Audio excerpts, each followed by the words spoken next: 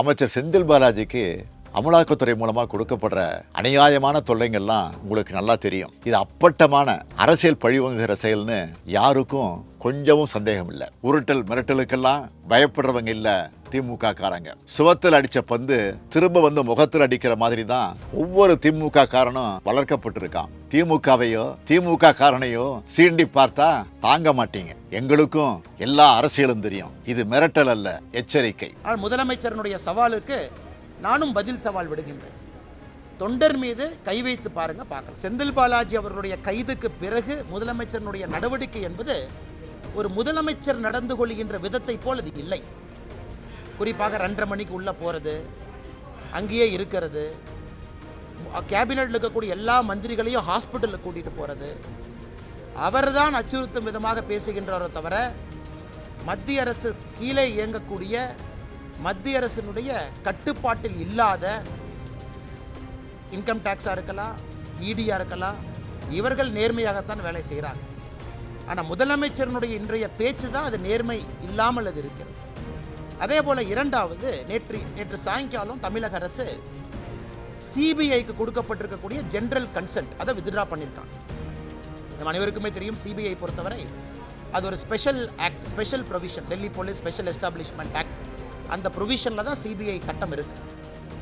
ஆனால் தமிழ்நாடு அரசு நேற்று ஜெனரல் கன்சென்ட்டை வித்ட்ரா பண்ணுவது மூலமாக 11 எதிர்க்கட்சிகள், இந்தியாவில் யாரெல்லாம் இதற்கு முன்பு 10 எதிர்க்கட்சிகள் செய்திருக்கின்றார்களோ 11வது எதிர்க்கட்சியாக, தமிழகத்தில் ஆளும் கட்சியாக இன்னைக்கு திமுகவும் அந்த பட்டியலில் சேர்ந்திருக்கு. குறிப்பாக முதலமைச்சருக்கு தெரியும், சிபிஐட்ட நாங்கள் கொடுத்துருக்கக்கூடிய புகார், சென்னை மெட்ரோவில் 200 கோடி ரூபாய் லஞ்சம் பெறப்பட்டிருக்கக்கூடிய புகார் என்பது சிபிஐ எந்த நேரத்தில் கூட பிஇ ரெஜிஸ்டர் பண்ணுவாங்க என்பது முதலமைச்சருக்கு முழுமையாக தெரியும். அந்த ஒரே ஒரு காரணத்திற்காக மட்டும்தான் தமிழக அரசை முதலமைச்சர் அவர்கள் இந்த நிலைப்பாட்டை எடுக்க வச்சிருக்கிறாங்க. ஜெனரல் கன்சென்ட்டை வித்ட்ரா பண்ணி சிபிஐ தமிழகத்திற்குள்ள வந்து ஒரு ஆக்ஷன் எடுக்கணும் அப்படின்னா தமிழக அரசினுடைய முன் அனுமதியை பெற வேண்டும் என்று. பரவாயில்லை, இருக்கட்டும், அதற்கும் வழி இருக்கிறது. இப்போ பாரதிய ஜனதா கட்சி பெட்டிஷனராக வந்து கோர்ட்டுக்கு போக வேண்டிய நிலைமைக்கு தள்ளப்பட்டிருக்கின்றோம், அதையும் கையில் எடுக்கின்றோம். அதனால் முதலமைச்சரை பொறுத்தவரை பேனிக்கி மோடில் இருக்காங்க. மணி பேக் ட்ரெஷரர் என்று சொல்லக்கூடிய செந்தில் பாலாஜியினுடைய கைதுக்கு பிறகு ஒரே ஒரு கேள்வி கேட்கிறார். மாப்பிள்ளைக்கும் அவருடைய அட்மினிஸ்ட்ரேஷனுக்கும் சம்பந்தம் இல்லைன்னு சொல்கிற முதலமைச்சர் எதற்காக அவருடைய மருமகன் சபரீஷன் அவர்கள் செந்தில் பாலாஜியை பார்ப்பதற்காக மருத்துவமனைக்கு எதுக்காக போகணும்? ஒரே ஒரு கேள்விதான். என்னுடைய மருமகனுக்கும் சம்பந்தம் இல்லைன்னு சொல்கிறாங்க. நாங்கள் தொடர்ந்து பாரதிய ஜனதா கட்சி குற்றச்சாட்டு வைத்துக் கொண்டிருக்கின்றோம். முதல் குடும்பம் என்பது தமிழக அரசில் ஈடுபட்டிருக்குது.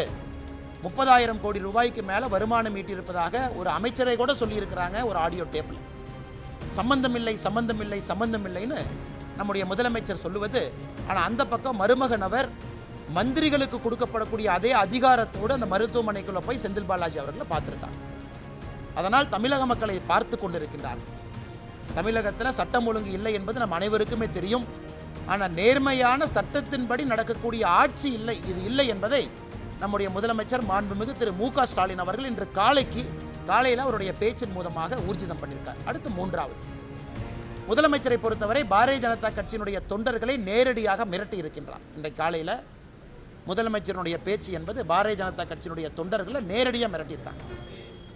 நேற்று இரவு கூட பாரதிய ஜனதா கட்சியினுடைய தொண்டர்கள் கன்னியாகுமரி, திருநெல்வேலி சைடில் 2 பேர் கைது செய்யப்பட்டிருக்காங்க.